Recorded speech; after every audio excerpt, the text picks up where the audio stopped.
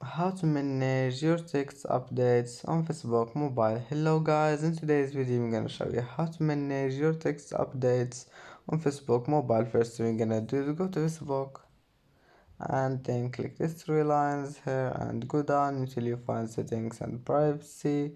Click on it and then click settings, and here just go down until you find this one, activity log. Click on it and then click your posts here, and here you can find text updates. Click on it,